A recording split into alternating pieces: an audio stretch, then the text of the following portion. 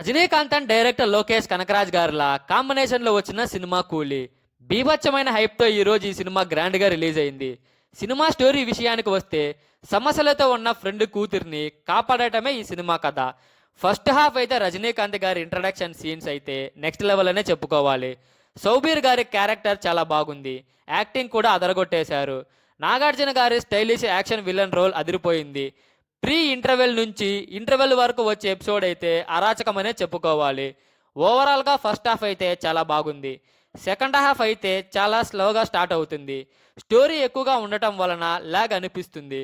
మధ్య మధ్యలో special characters entry ఇచ్చినప్పుడల్లా గూస్ బంప్స్ గ్యారెంటీగా వస్తాయి. క్లైమాక్స్ 30 మినిట్స్ అయితే అరాచకం అనే పదం చిన్నదనే చెప్పుకోవాలి. మ్యూజిక్ డైరెక్టర్ అనిరుద్ధ్ అయితే చాలా బాగా మ్యూజిక్ అందించాడని చెప్పుకోవాలి ఈ సినిమాకు. ఈ సినిమాలో రజనీకాంత్ గారి కంటే సౌబీర్ గారే ఎక్కువసేపు కనబడతాడు. ఈ సినిమా మీద భారీ ఎక్స్పెక్టేషన్స్ పెట్టుకోకుండా వెళితే చాలా బాగుంటుంది. ఓవరాల్గా సినిమా అయితే పర్వాలేదని అనిపించింది. లోకేష్ కనకరాజ్ గారి రేంజ్ బొమ్మ అయితే ఈ సినిమా కాదు. ఈ సినిమా మీకు ఎలా అనిపించిందో కామెంట్ సెక్షన్లో కామెంట్ చేసేయండి.